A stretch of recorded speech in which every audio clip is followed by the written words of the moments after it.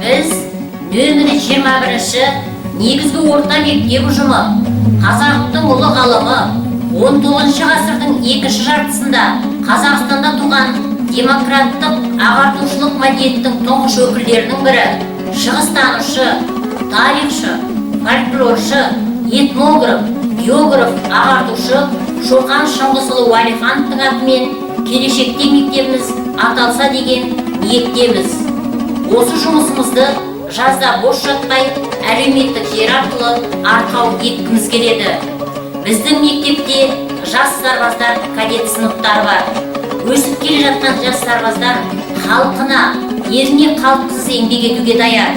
Сол жас сарбаздарымыз ең таңдаулы оқу орнында оқыған Шоқан Уәлиханов ағаларындай зерек те алғыр болса екен дейміз. 1847 жылы 12 жасар Шоқанды әкесі сол кездегі ең таңдаулы оқу орындардың бірі есептелген Сібір кадеті корпусына оқуға орналастырады. Кадет корпусында алғаш оқуға түскен кезде Шоқан орыс тілін білмесе де өзінің зеректігімен тілді тез үйренеді.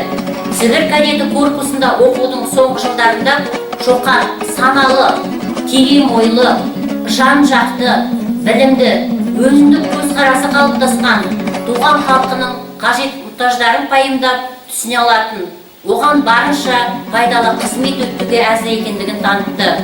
Біздің мектептің жас сарбаздары кадетте оқыған Шоқан Уәлиханов есімін жоғары ұстап, ағалары сияқты терең ойлы, жан-жақты, білімді, туған халқына деген, еліне деген сүйіспеншілігі мол ұрпақ болатынына біз мектеп ұжымы кәміл сенеміз.